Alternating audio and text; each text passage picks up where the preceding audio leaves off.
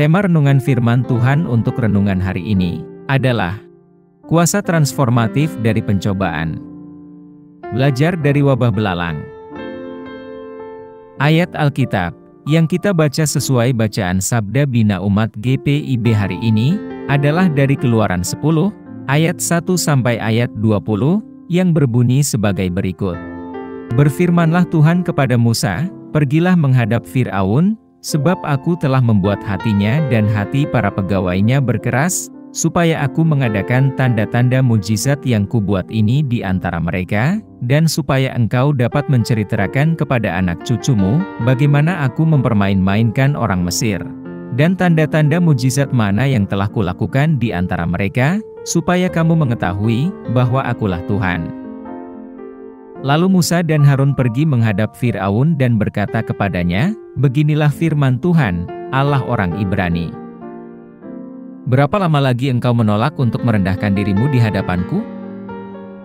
Biarkanlah umatku pergi supaya mereka beribadah kepadaku.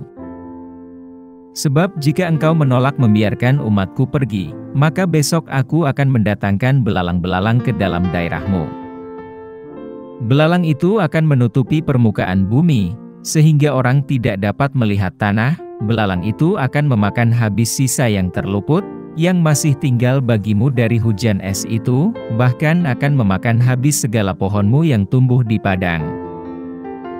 Belalang itu akan memenuhi rumahmu, rumah semua pegawaimu, rumah semua orang Mesir seperti yang belum pernah dilihat oleh bapamu dan nenek moyangmu, sejak mereka lahir ke bumi sampai hari ini." Lalu berpalinglah ia dan keluar meninggalkan Firaun. Sesudah itu berkatalah para pegawai Firaun kepadanya, "Berapa lama lagi orang ini akan menjadi jerat kepada kita? Biarkanlah orang-orang itu pergi supaya mereka beribadah kepada Tuhan, Allah mereka. Belumkah Tuanku insaf, bahwa Mesir pasti akan binasa?" Lalu Musa dan Harun dibawalah kembali kepada Firaun, dan berkatalah Firaun kepada mereka, "Pergilah, beribadahlah kepada Tuhan, Allahmu." "Siapa-siapa sebenarnya yang akan pergi itu?" Jawab Musa, "Kami hendak pergi dengan orang-orang yang muda dan yang tua, dengan anak-anak lelaki kami dan perempuan, dengan kambing domba kami dan lembu sapi kami, sebab kami harus mengadakan perayaan untuk Tuhan." Tetapi Firaun berkata kepada mereka, "Tuhan boleh menyertai kamu, jika aku membiarkan kamu pergi dengan anak-anakmu.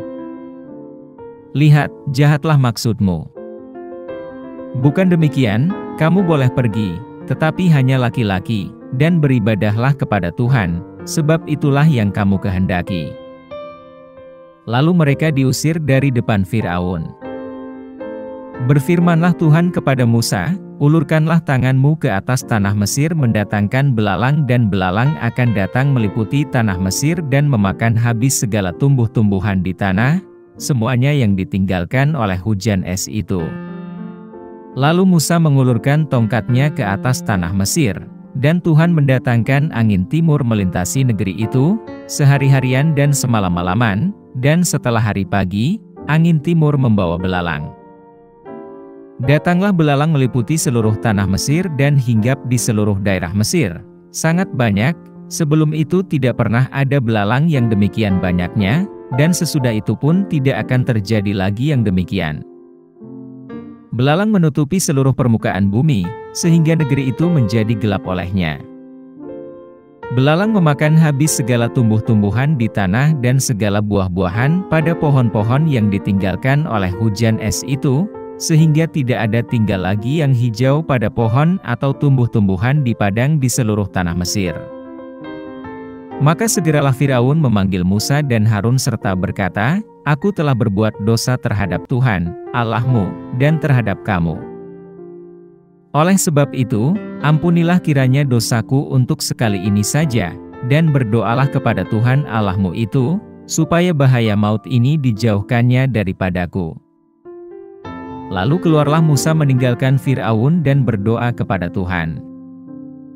Maka Tuhan membuat angin bertiup dari jurusan sebaliknya, yakni angin barat yang sangat kencang, yang membawa belalang itu dan melemparkannya ke dalam laut Teberau. Tidak ada satu belalang pun yang tinggal di seluruh daerah Mesir. Tetapi Tuhan mengeraskan hati Firaun, sehingga tidak mau membiarkan orang Israel pergi. Demikian pembacaan Alkitab. Haleluya!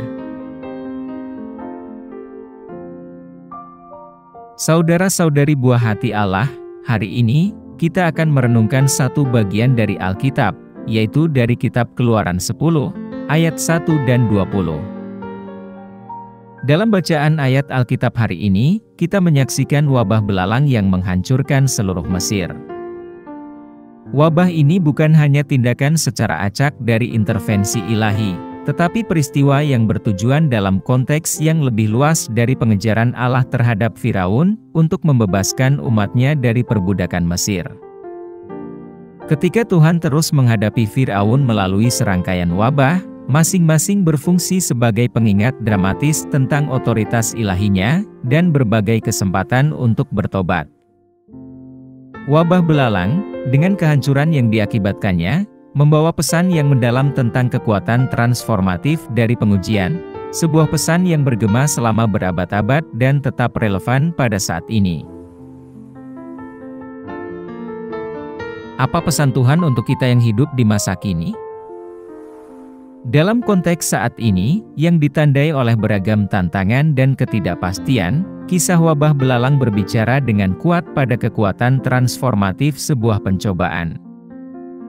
Pesan Tuhan bagi kita adalah jelas, segala bentuk pencobaan, meskipun seringkali sulit diatasi, memiliki potensi untuk menghasilkan pertobatan dan transformasi. Dalam menghadapi wabah belalang kehidupan, apakah itu bencana pribadi, sosial, atau global, sesungguhnya Tuhan mau mengundang kita untuk belajar dan bertumbuh. Narasi tentang wabah ini menantang kita untuk melihat setiap pencobaan, tidak hanya sebagai hambatan tetapi sebagai peluang untuk penyempurnaan diri. Ini memanggil kita untuk mengenali rencana Tuhan melalui pencobaan itu, sama seperti Tuhan menggunakan belalang untuk membentuk jalan terlaksananya peristiwa pembebasan di Mesir, Tuhan juga dapat menggunakan pencobaan kita yang kita alami, untuk membentuk diri kita menjadi pribadi yang memiliki kekuatan, ketahanan, dan iman yang teguh. Apa yang harus kita terapkan dalam kehidupan kita sehari-hari? Kita tidak boleh memandang tantangan hanya sebagai masalah, tetapi kita harus melihatnya sebagai saluran atau kesempatan untuk bertumbuh. Sama seperti belalang membawa kehancuran tetapi juga sekaligus melayani tujuan yang lebih besar, demikian juga pencobaan yang kita alami, dapat menjadi agen perubahan, menumbuhkan kedewasaan spiritual dan kedayatahanan. Pergeseran ini membutuhkan refleksi yang disengaja, dan kemauan untuk mencari perspektif Tuhan di tengah kesulitan kita, percaya bahwa rencana kedaulatannya sedang bekerja, bahkan di tengah-tengah pencobaan yang kita alami. Selain itu, respons kita harus melibatkan kerendahan hati. Wabah belalang yang merendahkan Firaun yang perkasa, menggambarkan bahwa tidak ada otoritas manusia yang dibebaskan dari jangkauan kekuatan transformatif Allah. Dalam pencobaan yang kita alami, baik pribadi ataupun sosial, kerendahan hati menjadi pintu gerbang menuju transformasi diri. Ini mensyaratkan adanya pengakuan akan keterbatasan kita, menyerahkan keinginan untuk memiliki kendali atas diri kita, dan membiarkan Tuhan bekerja di dalam dan melalui kesulitan kita.